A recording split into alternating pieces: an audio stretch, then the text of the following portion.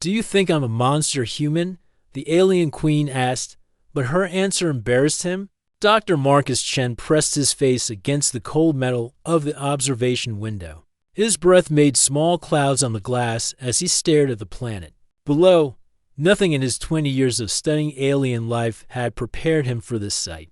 The world of Zephyr Prime looked alive. Really alive. Green and purple rivers of light moved across the surface like blood through veins. Cities rose from the ground not like human buildings, but like massive flowers blooming in fast motion. Some structures pulsed with their own inner light, others seemed to breathe, expanding and contracting in a slow, steady rhythm. "Beautiful, isn't it?" Captain Elena Vasquez joined him at the window. Her voice carried the weight of command, but Marcus could hear something else underneath: worry. "Maybe, or fear. It's unlike anything we've ever seen," Marcus replied. He wiped the fog from his breath off the window. "The Zephyrians have been talking to us for 30 years through radio signals, but they never sent pictures, never showed us what their world looked like. Now we know why," Captain Vasquez said quietly. The human ship Harmony's Edge had traveled for 8 months to reach this system. The journey had been worth it, everyone said. First contact with a truly intelligent alien species, a chance to join a larger community among the stars, a new chapter for humanity. But looking at the alien world below, Marcus wondered if they were ready for what they would find. A soft chime echoed through the ship. The communication officer's voice followed. "Captain, we're receiving an approach signal from the Zephyrian escort."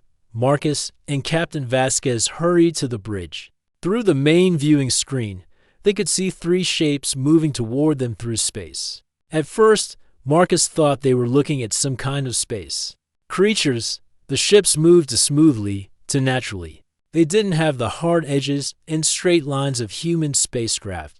As the alien vessels came closer, Marcus realized they weren't built like human ships at all. They were grown. Curved surfaces flowed into each other without seams. What looked like wings stretched out from the main bodies, covered in patterns that shifted and changed color as he watched. "Those aren't ships," Dr. Sarah Kim whispered from her station. As the mission psychologist, she was supposed to help everyone adjust to meeting alien minds, but her own voice shook slightly. "They're living things, the largest of the 3. Escort vessels moved alongside Harmony's Edge. A docking tube extended from its side, reaching out like a giant tentacle. When it touched their ship, Marcus felt a slight vibration through the floor. The connection was so gentle, he barely noticed. "Docking complete," reported the ship's computer. "Atmosphere is compatible. The delegation may proceed." Marcus straightened his uniform and checked his translation device one more time. As the mission's chief xenobiologist, he would be the primary contact with the aliens. His job was to learn about their biology and help the human team understand how the Zephyrians lived and thought. He wished he felt more confident about it. The diplomatic team gathered at the airlock. Captain Vasquez led the group, followed by Marcus, Dr. Kim, engineer Rodriguez, and trade specialist Johnson. Each wore their best uniform and carried gifts from Earth, music recordings, art pieces, and examples of human technology. The airlock opened with a soft hiss. The first thing Marcus noticed was the smell. Not bad, exactly, but completely alien. Sweet and sharp at the same time, like flowers mixed with electricity. The air felt different too, thicker somehow, with a faint humming sound that seemed to come from everywhere at once. Then he saw them. The Zephyrians stood waiting in their docking chamber. Marcus had studied the basic biological data they'd shared during radio communications, but seeing them in person was completely different. They were tall, much taller than humans. Their bodies were covered in what looked like natural armor. Hard, shiny plates that reflected the chamber's soft blue light. But it wasn't the armor that made Marcus's heart beat faster. It was everything else. Each Zephyrian had 4 arms instead of 2. Their hands ended in delicate fingers that looked more like tools than anything human. Their faces were the hardest part to look at. Large, compound eyes covered most of their heads, shifting through different colors as they watched the human delegation. Below the eyes, Breathing slits opened and closed in a rhythm that created haunting musical sounds. The largest Zephyrian stepped forward when she moved. The patterns on her armor seemed to flow like living tattoos. Light pulsed under her skin in waves of blue and green. "Welcome, humans of Earth," she said. The words came through their translation devices, but the original sounds were like nothing Marcus had ever heard. Musical and alien and beautiful in a way that made him uncomfortable. "I am Tessara, Queen Scientist of the Deep Current Colony. We are honored by your presence." Captain Vasquez stepped forward and gave a formal bow. "I am Captain Elena Vasquez of the Earth vessel Harmony's Edge. We thank you for welcoming us to your system." The formal greetings continued for several minutes. Marcus tried to focus on the words, but he kept getting distracted by the Zephyrians themselves. The way they moved was too smooth, too coordinated. When one turned their head, the others seemed to know instantly what they were looking at. Their breathing created harmonies without any obvious planning. More disturbing was how the human team was reacting. Everyone stood too far back from the aliens. When a Zephyrian moved closer to examine one of the gifts from Earth, the humans automatically stepped away. Marcus caught himself doing it too. The Zephyrians guided them through their ship to a large chamber where the formal meetings would take place. The walls were covered in the same flowing patterns as the aliens' armor. Some sections of the wall seemed to be alive, slowly shifting and changing shape. "These are our quarters during your visit," Tessara explained. "We have prepared atmosphere and furnishings suitable for human biology." The chambers were beautiful in their alien way, but Marcus noticed how his teammates looked around nervously. Engineer Rodriguez kept glancing at the ceiling, which pulsed gently with internal light. Dr. Kim stayed close to the door, ready to leave at any moment. During the first formal meal, Marcus sat at a table that seemed to be grown from a single piece of living wood. The Zephyrians served foods that looked like jewels and tasted like nothing from Earth. The conversation was polite but stiff. Marcus watched his fellow humans pick at their food and speak in careful, measured sentences. The Zephyrians were equally formal, their musical voices translated into precise, emotionless English. This wasn't going well. As the meal wound down, Marcus excused himself to use the facilities. Walking through the ship's corridors, he tried to process everything he'd seen. The Zephyrians were clearly intelligent and peaceful. Their technology was amazing. Their hospitality was perfect. So why did everyone seem so uncomfortable? He was returning to the dining chamber when he heard voices from a side corridor. The junior diplomats from the human team were talking quietly. "I don't care how intelligent they are," one was saying. "How are we supposed to trust something that looks like it crawled out of our nightmares?" "Keep your voice down," the other replied. "But I know what you mean. Every instinct I have tells me to run when I look at them." Marcus stopped walking. The words hit him like a physical blow, partly because they were so cruel, and partly because he'd been thinking the same thing. He stood in the corridor for a long moment, listening to his own heartbeat and the alien humming that filled the ship. Tomorrow, the real negotiations would begin. Somehow, he had to find a way to bridge the gap between two species who might be too different to ever truly understand each other. But first, he had to figure out how to deal with the monster he'd discovered in himself. 3 days had passed since the human delegation arrived at the Zephyrian orbital habitat. 3 days of polite conversations that went nowhere. 3 days of growing frustration on both sides. Marcus Chen sat in the conference room, watching Captain Vasquez point at charts and graphs on her tablet. The translation device turned her words into the musical tones the Zephyrians used for communication. But something was getting lost along the way. "Our manufacturing technology could increase your production efficiency by 40%, Captain," Vasquez explained to the Zephyrian delegation. "In exchange, we'd like access to your biotechnology research." The Zephyrians listened politely.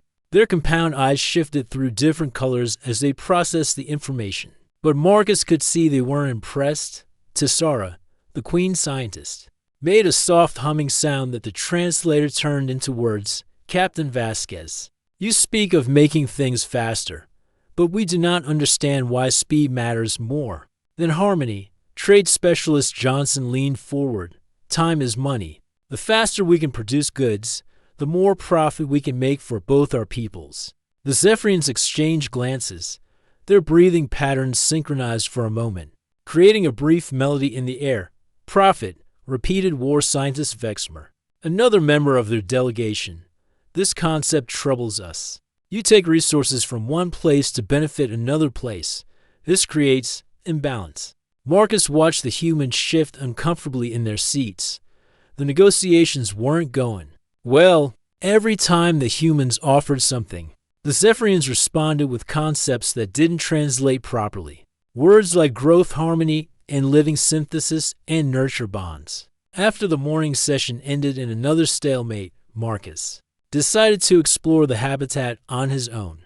The Zephyrians had given the human delegation free access to most areas, but so far, everyone had stayed close to their assigned quarters. Marcus walked through corridors that curved like the inside of giant shells. The walls pulsed with soft light that seemed to respond to his presence, growing brighter as he approached and dimming after he passed. Everything felt alive. He found his way to what the Zephyrians called a viewing chamber. Large windows made from some kind of transparent biological membrane looked out into the habitat's central areas. Marcus pressed his face to the warm surface and watched Zephyrian daily life unfold below. What he saw surprised him. In a large open space, dozens of young Zephyrians moved around adult caregivers. The young ones were smaller and more colorful than the adults. Their armor plates still soft and flexible. They glowed with bright patterns of yellow and orange light. Marcus expected to see something like a human daycare center, chaos, noise, children running around without much supervision. Instead, he saw something completely different. Each young Zephyrian received individual attention from multiple adults. When one of the youngsters displayed distress, their light patterns turning red and flashing rapidly, 3 adults immediately surrounded them. They touched the young one gently with their delicate fingers, and their own light patterns shifted to match and then gradually calmed the distress signals. It wasn't just care. It was communication at a level Marcus had never seen before. He watched for over an hour, fascinated. The young Zephyrians weren't just being watched, they were being taught. An adult would demonstrate a pattern of lights, and the youngster would try to copy it. When they got it right, all the nearby adults would glow with warm, approving colors. Marcus moved to another viewing area and found himself looking into a workshop. Zephyrian crafters were working with materials that seemed to be alive. One was shaping what looked like metal, but instead of using hammers or heat, they sang to it. The crafter held a piece of silvery material in their for hands and produced a complex series of tones. The metal responded, flowing like liquid and hardening into new shapes. The process took hours, but the result was beautiful, a tool that curved and bent in ways no human-made object ever could. Another crafter worked with what appeared to be living wood. They touched it gently, and it grew in response to their contact, stretching and branching into intricate patterns. The final product looked like it had grown naturally, but Marcus could see it was actually a piece of furniture. Everything the Zephyrians made seemed to be created through patience and cooperation, not force or speed. Fascinating, isn't it? Marcus turned to find Dr. Sarah Kim standing beside him. The psychologist had been quiet during most of the formal meetings, taking notes and observing behavior patterns. I've been watching them for 3 days now, she continued. Their social structure is unlike anything we've studied. When one individual shows distress through their light patterns, others immediately respond. It's like they're all connected to each other emotionally. Marcus nodded. I've noticed that too. They seem to synchronize with each other. Exactly. Watch this. Dr. Kim pointed to a group of Zephyrians working together to move a large piece of equipment. As Marcus watched, their breathing patterns aligned perfectly. They didn't speak or signal to each other, but they move as one unit, lifting and carrying in perfect coordination.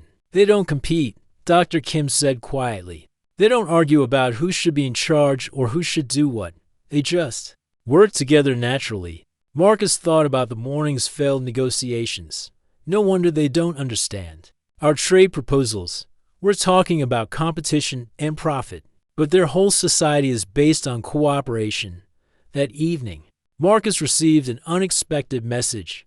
Tessara wanted to meet with him privately. She asked him to come to her personal chamber after the rest of the human delegation had retired for the night. Marcus found her chamber deep in the habitat's core. The space was larger than he expected, with walls that curved up into darkness. Above, soft blue and green lights pulsed gently throughout the room, creating an atmosphere that felt peaceful and alive. Tessara stood in the center of the chamber, her own light patterns cycling through slow, thoughtful colors. When Marcus entered, she gestured for him to sit on what appeared to be a chair grown specifically for human proportions. "Dr. Chen," she said, her musical voice coming through the translator. "You have been watching us." Marcus felt embarrassed, as if he'd been caught spying. "I'm sorry if I intruded. I was just curious about how your people live. No apology needed. Curiosity is valued among my people. We have been watching your delegation as well." Tessara moved to a wall display that showed recordings of the human team during their 3 days aboard the Habitat. Marcus saw himself and his colleagues eating, talking, walking through corridors. The Zephyrians had been studying them, just as intensely as the humans had been studying the Zephyrians. "We find your species fascinating," Tessara continued, "but also confusing. You seem comfortable with separation from each other. You make decisions individually. You compete even when cooperation would be more efficient." Marcus watched himself on the display, seeing his own behavior from an alien perspective. "That's just how humans are. We value independence." "Independence," Tessara repeated, as if testing the word, another concept that translates poorly. "To us, being alone is painful. We exist in connection with others." She changed the display to show more recordings. Marcus saw Captain Vasquez arguing with Trade Specialist Johnson about negotiation strategy. He saw Engineer Rodriguez working alone on his tablet instead of asking for help. He saw the human team members eating in silence, each focused on their own thoughts. "But there is something else," Tessara said, "something our translation systems cannot process." The display showed a recording from their first formal dinner. Marcus saw himself telling a story about his training on Earth. The other humans were smiling and making soft sounds that Marcus recognized as laughter. "This behavior," Tessara said, pointing to the laughter, "our computers cannot determine its purpose. You produce sounds without meaning. Your facial expressions change without apparent cause. What is this behavior? Why do you do it?" Marcus stared at the recording of himself laughing at Engineer Rodriguez's joke about space food. How could he explain something so basic, so human? "It's called laughter," he said slowly. "We do it when something amuses us, when we're happy, when we feel connected to other people." Tessara's light patterns shifted to deep purple. What Marcus was learning meant confusion or deep thought. "You feel connected by making meaningless sounds." Marcus tried to think of how to explain it. "It's not meaningless. When we laugh together, it means we understand each other. It means we share the same feelings about something. It brings us closer." The Queen Scientist was quiet for a long moment. Her light patterns cycled through colors Marcus had never seen before. "So laughter is how humans create connection despite your independence." She said finally, "You choose to be together even though you could be apart." Marcus nodded, realizing he'd never thought about it that way before. "Remarkable," Tessara said. "We are born connected and must learn to be individuals. You are born individuals and must learn to be connected. Perhaps this is why our negotiations have been difficult. We are trying to understand each other, but we start from opposite places." By the 5th day of negotiations, Marcus could feel the frustration in the conference room like a weight pressing down on everyone. Captain Vasquez sat with her arms crossed, staring at the data pad that showed their complete lack of progress. Trade Specialist Johnson had stopped taking notes entirely. "Let me be clear," Captain Vasquez said, her voice tight with controlled anger. "We've traveled 8 months to get here. We've offered you our best technology, our finest art, our most valuable resources, and you keep talking about harmony and growth and connection. We need concrete agreements." We need trade deals that both sides can understand. Tessara's light patterns shifted to deep blue. What Marcus had learned meant sadness or disappointment. Captain Vasquez, we understand your frustration, but what you call concrete agreements feel to us like trying to cut living tissue into dead pieces. War scientist Vexmer spoke up, his harmonic voice carrying an edge that didn't need translation. Your species sees knowledge as property to be owned. You see resources as things to be taken and used up. These concepts are alien to us. The irony of a Zephyrian calling human concepts alien might have been funny under different circumstances, but Marcus could see that both sides were running out of patience. After the session ended in another stalemate, Captain Vasquez asked Marcus to stay behind. The rest of the human delegation filed out, leaving them alone in the conference room. Chen, I need to ask you something, Captain Vasquez said. Are you still on our side in this? Marcus felt his stomach drop. What do you mean? You spend all your time with them. You defend their positions during our strategy meetings. Some of the crew are starting to wonder if you've been influenced somehow. Influenced? Marcus couldn't hide his shock. Captain, I'm trying to understand them so we can find common ground. That's my job. Your job is to help us get what we came here for, not to go native. The accusation stung because Marcus knew there was some truth to it. He had been spending more time with the Zephyrians than with his own team. He had started to see their point of view on many issues. He had begun to question whether human approaches were always the best ones. I'm still human, Marcus said quietly. I still want this mission to succeed. But maybe success doesn't look like what we thought it would. Captain Vasquez studied his face for a long moment. I'm going to give you one more day to find a breakthrough. If these talks collapse, it's not just a failed mission. It's the end of humanity's first chance to join the galactic community. Don't let your fascination with alien culture make you forget what's at stake. Marcus left the meeting feeling more isolated than ever. He walked through the habitat's corridors, no longer seeing the beauty in the living walls and pulsing lights. Instead, he felt the weight of responsibility crushing down on him. Maybe Captain Vasquez was right. Maybe he had lost perspective. He was wandering aimlessly when he ran into Dr. Kim in one of the observation areas. She was watching Zephyrian children play in a garden space below. Rough meeting with the captain, she asked without looking away. From the window, Marcus slumped against the wall beside her. She thinks I've been compromised, that I'm more loyal to them than to humanity. Have you been? The direct question caught Marcus off guard. He looked at Dr. Kim, but she was still watching the children below. I don't know, he admitted. I see how they live, how they care for each other, how they solve problems together. It makes our way of doing things seem primitive sometimes. Dr. Kim finally turned to look at him. Marcus, I've been studying their psychology for 5 days now. They're remarkable.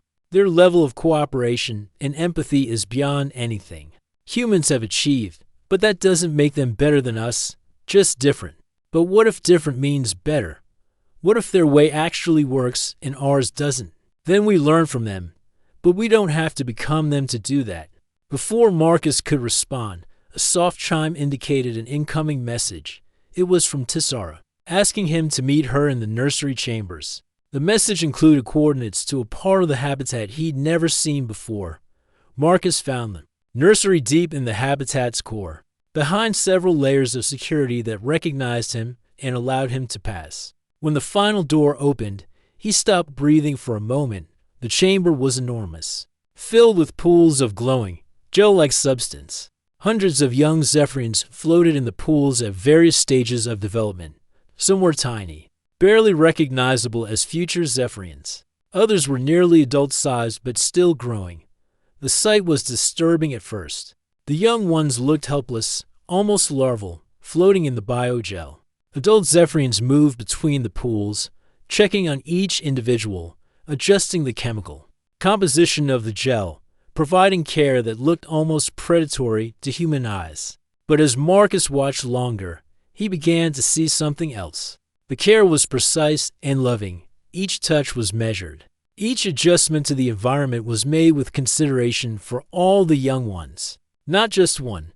The adults glowed with soft, Nurturing colors as they worked, Tessara appeared beside him, her own light patterns calm and welcoming. "This is where we all began," she said. "Where we learned that individual survival depends on collective care." Marcus watched an adult Zephyrian gently move a young one from one pool to another. The procedure looked complicated, requiring careful attention to temperature, chemical balance. In the young one's stage of development, "It looks so vulnerable," Marcus said. "We are vulnerable," Tessara agreed. "Each of us depends on others from the moment of birth until the moment of death. We cannot survive alone." They walked between the pools, Marcus trying to process what he was seeing.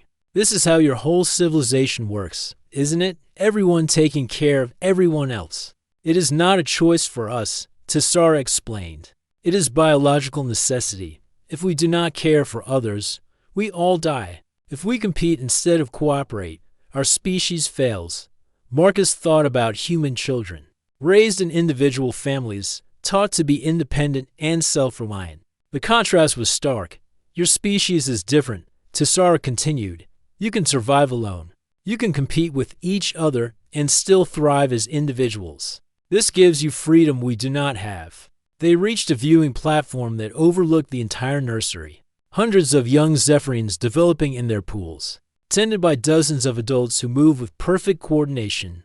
"Marcus," Tessara said, and something in her tone made him turn to look at her directly. Her light patterns had shifted to colors he'd never seen before, something between uncertainty and hope. "I must ask you something, but I fear the answer. What is it?" Tessara was quiet for a long moment, her compound eyes reflecting the soft glow from the nursery pools. When she spoke, her voice was barely above a whisper.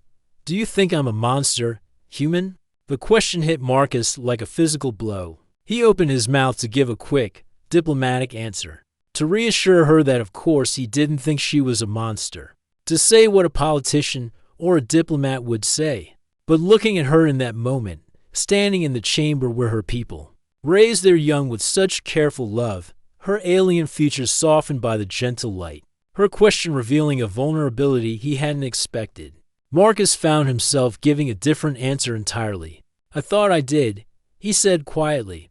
"When I first saw you, when I first saw all of you, yes. I thought you were monsters. You looked like things from human nightmares. Your technology scared me. Your way of life seemed wrong and alien and threatening." Tessara's light patterns flickered, but she didn't speak. Marcus continued, the words coming from a place of honesty he hadn't expected to access. "But the monster was my fear, my inability to see past my own prejudices, to recognize something beautiful that I'd never seen before. The monster was me, not you." The admission hung in the air between them. Marcus felt his face burning with embarrassment. He had just revealed more about humanity's capacity for prejudice and small-mindedness than any formal cultural exchange ever could. But Tessara's light pattern shifted to something Marcus had never seen before. If he had to guess, he would have called it surprised laughter. "You are embarrassed by your honesty," she observed. "Yes," Marcus admitted, "because it shows how wrong I was, how limited my thinking was." "But you changed your mind," Tessara said. "You recognized your error and grew beyond it. This is not shameful. This is remarkable." Marcus looked around the nursery chamber, at the careful tending of the young, at the cooperation that made their civilization possible. Then he thought about human laughter, about individual achievement, about the messy, chaotic way humans learn to care for each other. "Maybe we're both remarkable," he said, "just in different ways." Tessara's pattern shifted again, this time to warm, golden colors that filled the chamber with gentle light. "Yes," she said, "perhaps that is why we need each other." As they stood together in the alien nursery, watching the next generation of Zephyrians grow and develop, Marcus realized that his embarrassing honesty might have just opened the door to something neither species had expected, not just trade or alliance, but genuine understanding. Tomorrow, he would have to find a way to translate that understanding into something both delegations could accept. But tonight, for the first time since arriving, he felt hopeful about the future. Marcus woke up the next morning feeling different. His conversation with Tessara in the nursery had changed something inside him. For the first time since arriving, he felt like he truly understood what the Zephyrians were trying to tell them. But understanding the aliens was about to create a much bigger problem with his own species. The morning briefing with the human delegation started badly and got worse. Captain Vasquez spread out charts showing their failed negotiations on the conference table. 6 days, she said, her voice sharp with frustration. 6 days of talks, and we're no closer to an agreement than when we started. The Earth Council is asking for progress reports, and I have nothing to tell them. Trade Specialist Johnson nodded grimly. They keep rejecting every proposal we make. It's like they don't want to work with us at all. Marcus cleared his throat. Actually, I think I'm starting to understand why they're resistant to our offers. Everyone turned to look at him.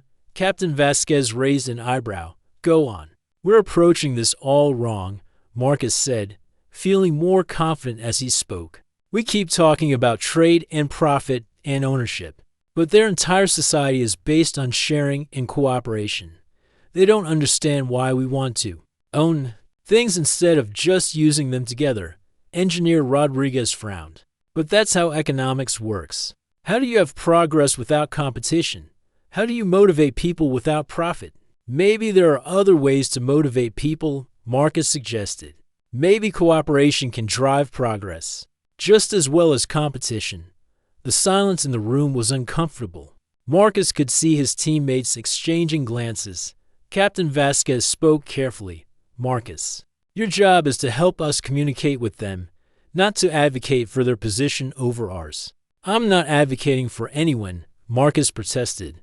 I'm trying to find common ground. It doesn't sound that way, Dr. Kim said quietly. It sounds like you think their way is better than ours.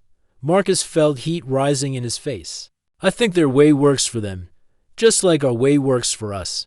But if we want to make a deal, we need to understand both sides. Captain Vasquez stood up, signaling the end of the meeting.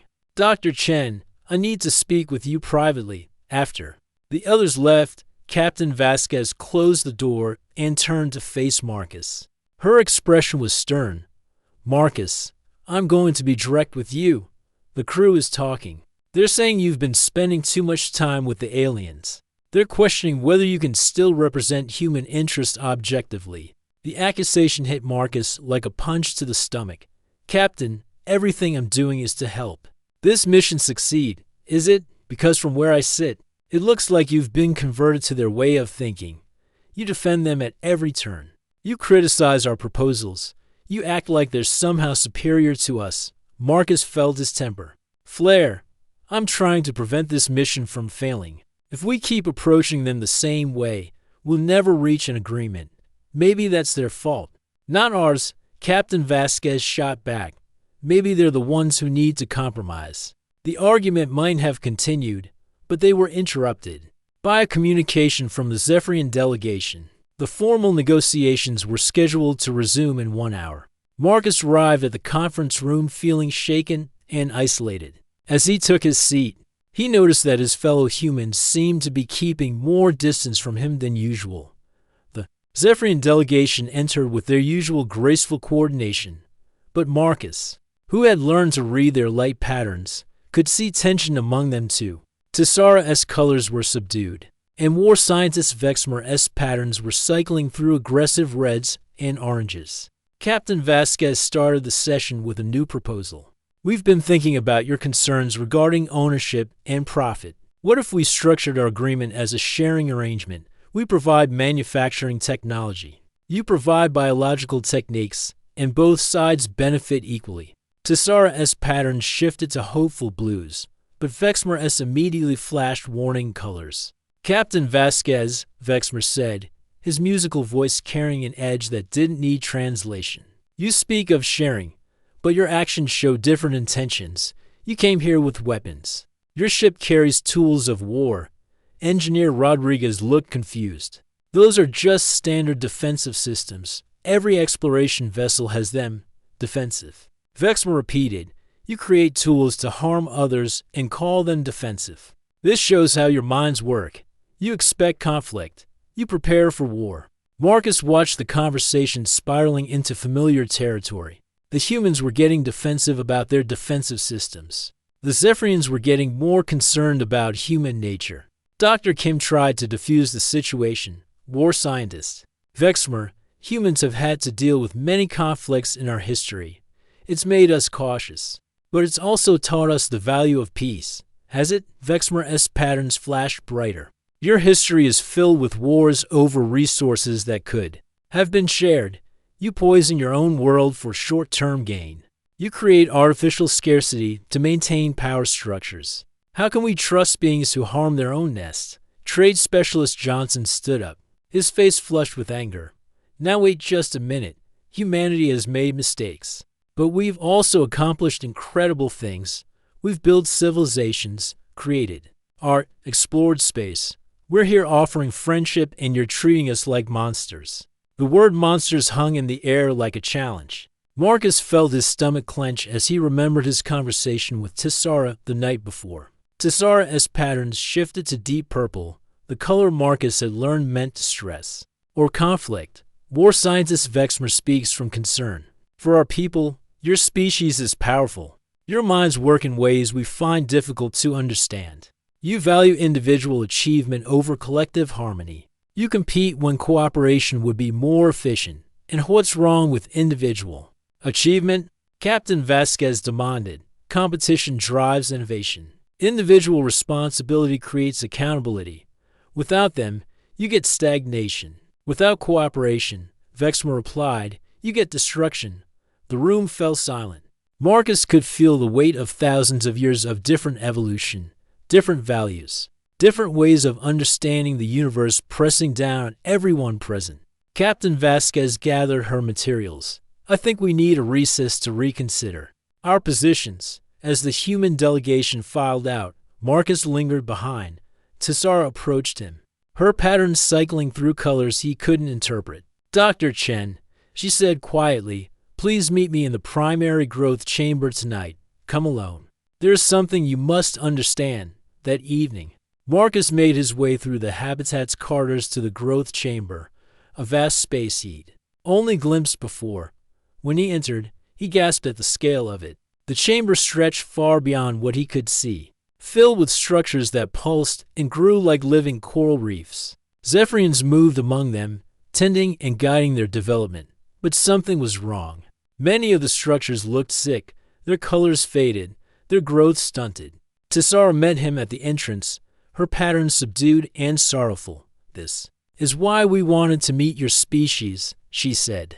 This is why we have been talking with humans for 30 years through radio signals. Marcus stared at the dying structures. What's happening here? Our world is dying. Tessara said simply, not quickly, but inevitably. Our biotechnology, our perfect cooperation, our harmony with nature, none of it is enough to stop what is coming. She led him deeper into the chamber, showing him diagnostic displays that tracked the decline, chemical imbalances in the ocean, atmospheric changes that their biocities couldn't compensate for, ecological collapse that their gentle, cooperative methods couldn't prevent. We need your adaptability, Tessara continued. Your ability to think in new ways, to take dramatic action, to change course quickly when necessary. Your individual initiative could save us. Marcus felt the weight of understanding settle on his shoulders. But you're afraid of us, yes, Tessara admitted. War scientist Vexmer believes that accepting human influence will corrupt our nature, that your competitive thinking will destroy our cooperative society, that saving our world will cost us our souls. She turned to face him, her compound eyes reflecting the dying lights of the growth chamber. We need you, she said, but we do not know if we can survive you. Marcus stared at the vast chamber, at the evidence of a crisis that threatened everything the Zephyrians had built. He thought about the failed negotiations, about his own team's suspicion of his motives, about the impossible gap between two species who might be too different to help each other. Tomorrow, he would have to find a way to bridge that gap, because now he understood that the stakes weren't just diplomatic success or failure. They were the survival of an entire world, and the question of whether two species could save each other without destroying what made them who they were. But tonight, standing in the dying heart of Zephyrian civilization, Marcus finally understood what this mission was really about. Marcus didn't sleep that night. He paced his quarters aboard the Habitat, his mind racing with everything he'd learned. The Zephyrian world was dying. His own team thought he'd betrayed humanity. The negotiations had collapsed, and somehow he was supposed to find a solution that could save everyone. By morning, he had an idea. It wasn't perfect, but it was the only path forward he could see. Marcus requested an emergency meeting with both delegations. When everyone gathered in the conference room, he could feel the tension in the air. The humans sat on one side, the Zephyrians on the other, with empty space between them that felt like a gulf. "I have a proposal," Marcus began. "But first, I need to tell you all something about what makes humans special." Captain Vasquez frowned. "Marcus, this isn't the time for philosophy. Actually, it is exactly the time," Marcus replied. He looked round the room at both species. "For 6 days, we've been trying to trade with each other like we're buying and selling goods at a market. But that's not what this is really about." He activated the room's display screen and showed images of the dying growth chamber Tessar had revealed to him. "The Zephyrian world is facing an ecological crisis," Marcus announced. "Their perfect cooperation and biological harmony aren't enough to solve it. They need something else. They need what humans do best." Trade specialist Johnson leaned forward. "And what's that?" "We adapt," Marcus said simply. "We change. We throw out old ideas that don't work and try new ones. We make mistakes and learn from them. We fail and get back up and try a different approach." War scientist Vexmer S. Patterns flashed warning colors. "Dr. Chen, your species' tendency to change could corrupt our stable society. But you're stable." "Society is dying," Marcus replied gently. "With respect, war scientist. Stability without adaptation is just a slow path to extinction." Marcus turned to address both delegations. "I propose we stop trying to trade with each other and start trying to solve problems together. Joint research stations where human adaptability combines with Zephyrian cooperation. Not one species teaching the other, but both species learning together." Captain Vasquez shook her head. "That's not what we came here for.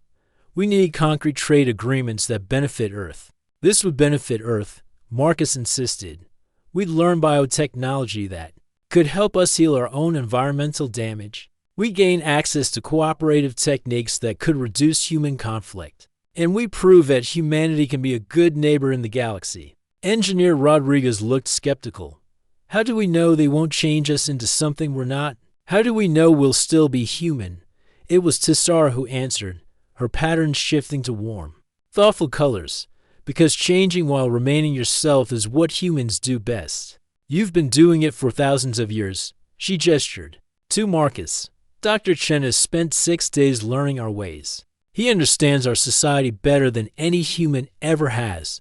But he is still completely human, still individual, still curious, still willing to argue with his own leaders when he believes they are wrong." Marcus felt his face redden at the observation. But Tessar continued, "Your species learns to love what you initially fear. You form connections across differences that seem impossible. You adapt not just your tools, but yourselves, while keeping what makes you who you are." War scientist Vexmer S. Pattern shifted to deep purple. "But what if human influence destroys our cooperative nature?" Dr. Kim spoke up for the first time in days. "What if Zephyrian influence helps us become more cooperative? What if we both become something better than we are alone?" Marcus seized on the moment. "That's exactly what I'm proposing. Not trade, not conquest, not conversion, evolution. Both species growing into something new while staying true to what makes them special." He outlined his plan in detail. Small joint research stations, carefully monitored. Human scientists working alongside Zephyrian bioengineers. Shared resources and shared discoveries. Each species contributing their strengths to solve problems neither could handle alone. "Start small," Marcus urged. "1 station. 20 researchers from each species. 6 months to prove the concept works. If it fails, we go back to traditional diplomacy. If it succeeds, we expand the program." The room was quiet for a long moment. Marcus could see both delegations considering the proposal, weighing risks against potential benefits. Captain Vasquez spoke first. What guarantees do we have that our people won't be changed by prolonged exposure to Zephyrian society? The same guarantee we give you, Tesara replied. That changing doesn't mean losing yourself. That learning from others makes you stronger, not weaker. War scientist Vexmer patterns flickered through several colors before settling on cautious yellow. And what guarantees do we have that human competitive nature won't disrupt our cooperative research? Marcus smiled. None. But that's the point. Competition and cooperation don't have to be opposites. Humans compete to cooperate better. We try to outdo each other at helping each other. It's weird, but it works. Engineer Rodriguez laughed. The first genuine laughter Marcus had heard from the human delegation in days. He's right. We do compete to be better team players. The laughter seemed to break something loose in the room. Tesara's patterns shifted to what Marcus now recognized as curiosity mixed with amusement. Even war scientist Vexmer's colors softened slightly. Captain Vasquez looked round the table at her team, then at the Zephyrian delegation.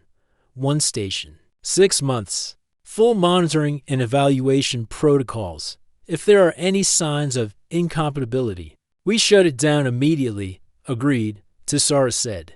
But we propose that success be measured not just by scientific results, but by the well-being of all participants, human and Zephyrian. Trade specialist Johnson raised his hand. What about economics? How do we structure payment and ownership of discoveries? We don't, Marcus said. All discoveries are shared freely. No ownership, no payment, just knowledge growing through cooperation. That's completely against standard trade protocols, Johnson protested. Good, Marcus replied. Standard protocols weren't working anyway. Over the next several hours, they worked out the details. The first joint research station would focus on atmospheric restoration, something both species needed to understand better. 20 volunteers from each side would staff the station for 6 months, with regular evaluations and the option for anyone to leave at any time. As the meeting ended, Tesara approached Marcus privately. Her light patterns were cycling through colors he'd learned meant gratitude and hope. Dr. Chen, she said, your answer embarrassed you because it revealed that humans can recognize their own limitations and grow beyond them. This gives us hope. That cooperation is possible. Marcus thought about his journey from fear to understanding, from seeing monsters to recognizing beauty. You know what embarrasses me now, he said. That it took me so long to realize that being different doesn't make us enemies. It makes us necessary to each other. 6 months later, Marcus stood in the observation deck of Research Station Alpha, watching human and Zephyrian scientists work side by side in the laboratory below. The atmospheric restoration project was exceeding all expectations. But more importantly, both species were learning from each other without losing what made them unique. Humans were becoming more cooperative, more patient, more conscious of long-term consequences. Zephyrians were becoming more adaptable, more willing to try new approaches, more comfortable with individual initiative. Dr. Sarah Kim joined him at the observation window. The psychological evaluations are fascinating, she said. Both species are changing, but in ways that make them more themselves, not less. Marcus watched a human researcher laughing with a Zephyrian colleague over some shared discovery. The Zephyrian's patterns pulsed with colors Marcus had learned meant joy and connection. Maybe that's what humans do best, Marcus said. We don't just adapt to survive. We adapt to thrive, and we help others do the same. Below them, two species that had once seemed too different to understand each other were proving that difference wasn't a barrier to cooperation. It was the foundation for it. Marcus smiled, thinking about monsters and beauty, fear and understanding, and the remarkable human ability to grow beyond what they thought was possible. The universe was bigger and stranger than humanity had imagined, but it was also more welcoming than they had dared to hope. And that, Marcus thought, was the most human discovery of all.